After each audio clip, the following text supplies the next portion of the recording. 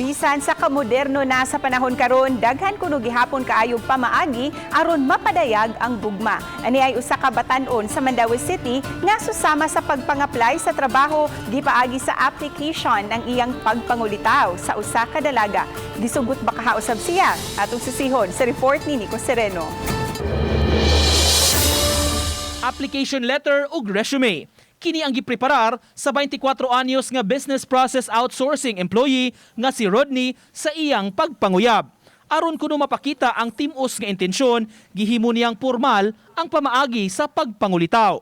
Ang iyang gikaibgan ang 21 anyos nga si Bea Bel Redelosa usa ka government employee. Nagkasuod ra sab sila pinaagi sa office mate ni Bel nga nabarkada na sab ni Rodney.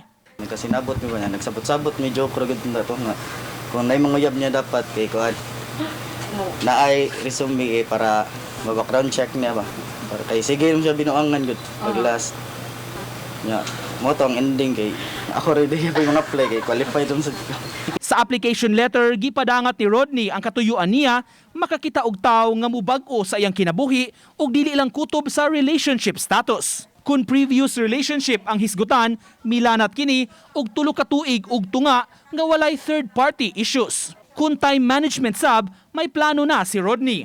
25% sa pamilya ug mga higala, laing 25% sa Ginoo, 25% sa trabaho ug 25% i-devote sa girlfriend kung ma-hire man siya sa iyang giaplayan.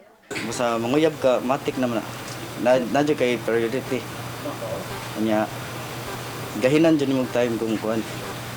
Kung love dyan mo. Wa damha og hilabihan ka sorpresa sa dalaga sa gihimo ni Rodney. Hired na siya.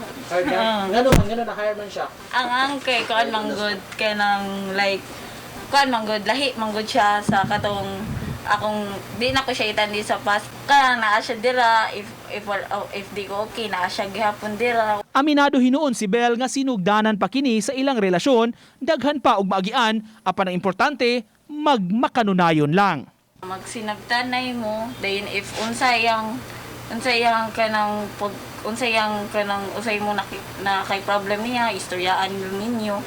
Tapos dili kang pataasay pride. Uban ni June Solon, Nico Sereno, Balitang Bisdak.